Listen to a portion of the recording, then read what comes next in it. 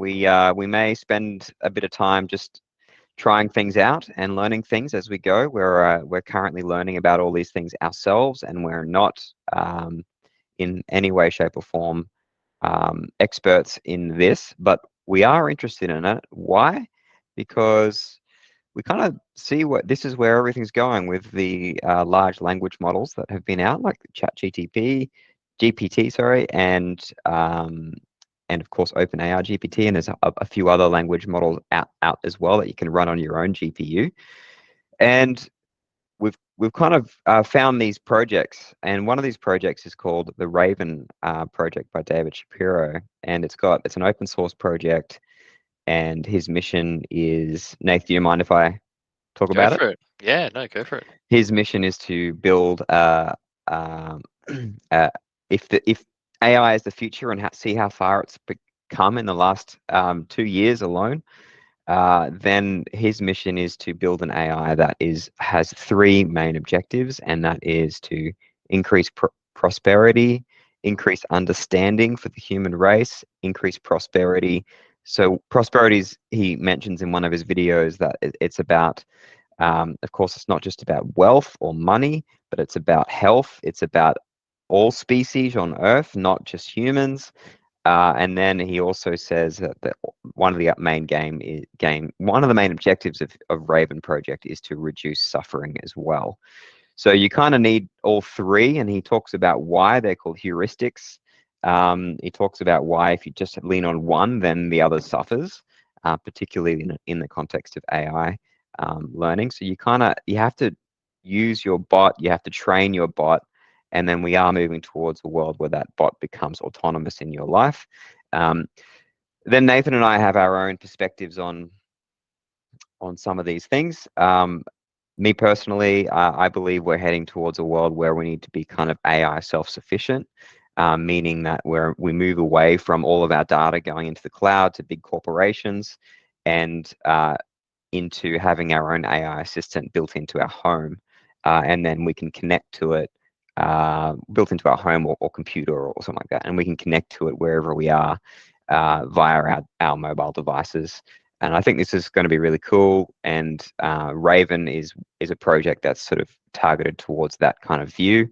I think they are thinking about launching a larger cloud-based version. But I know Nathan and I are interested in having a version locally hosted, so we can firewall our data, firewall our conversations with the OpenAI the assistant. I should mention too, there's other projects as well out there.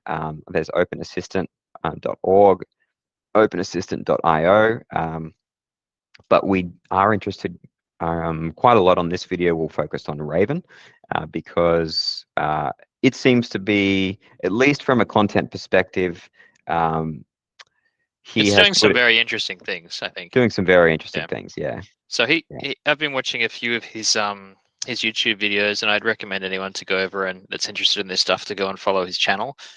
He does do some longer live streams, but I really like the way he cuts. Like when he's doing some coding, he tries to make it accessible for people. And he's written a few books that I've pulled up here, like Symphony of Thought, Benevolent by Design, and Natural Language Cognitive Architecture, which is really the one that he's kind of focusing on lately.